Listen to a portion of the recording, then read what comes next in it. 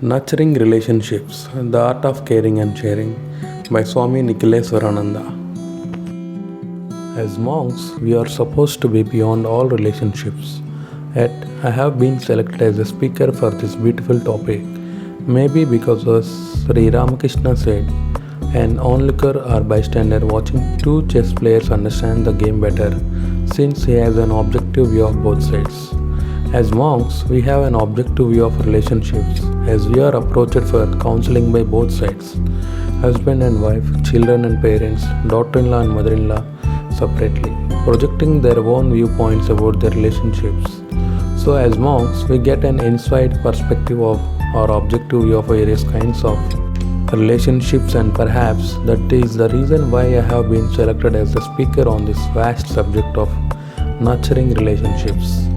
I am thankful to AMA for giving me this opportunity. It is always a pleasure to talk to the enlightened audience of AMA.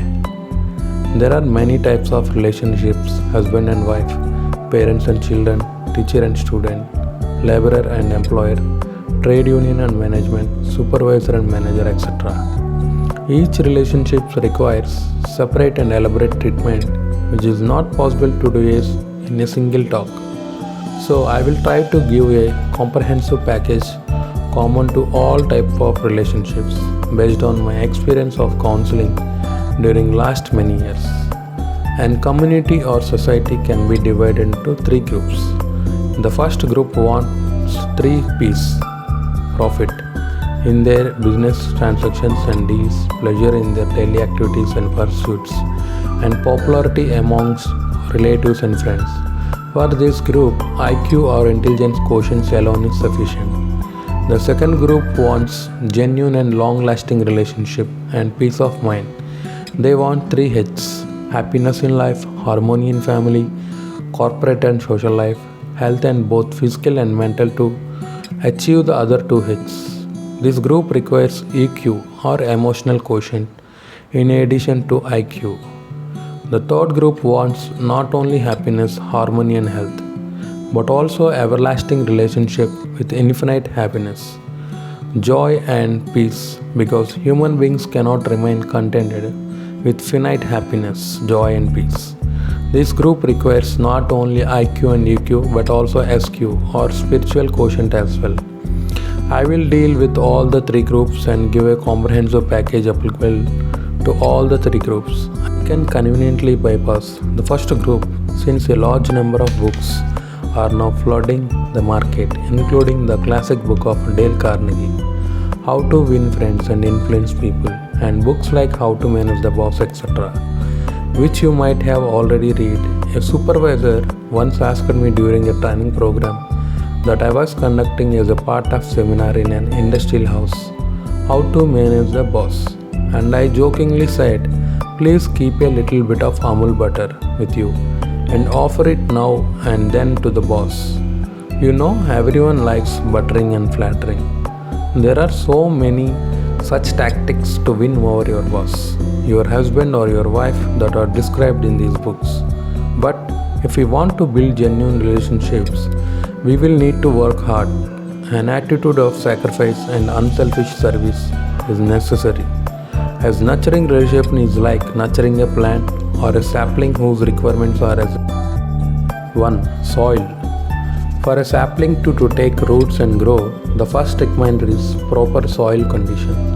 In the same way, for cultivating and nurturing any relationship, the person should have some basic goodness within him or her.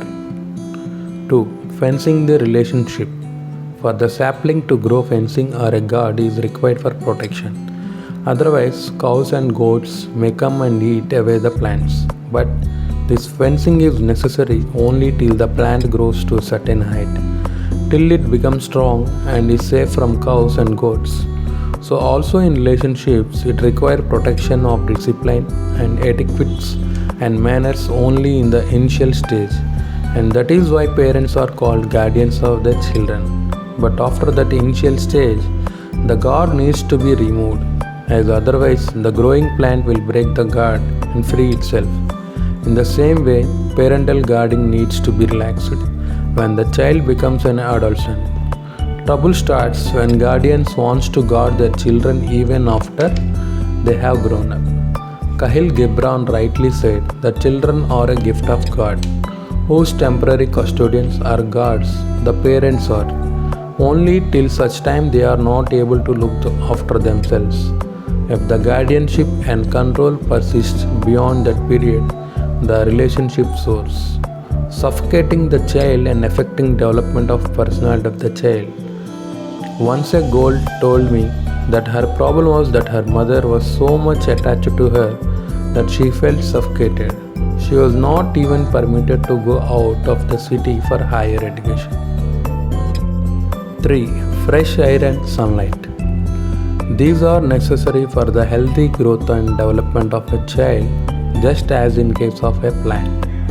At this stage, guardians should definitely be concerned about the growth and welfare of their children. To ensure this, they have to do some disciplining by laying down certain rules and regulations, do's and don'ts, and counsel their children till they are old enough to know what is right or wrong and good or bad for them. After that, it should be an informal relationship between parents and children and never a formal one. Other types of relationships also require certain amount of fresh air, of freedom for both the parties and lessening of formalities as relationships goes on developing.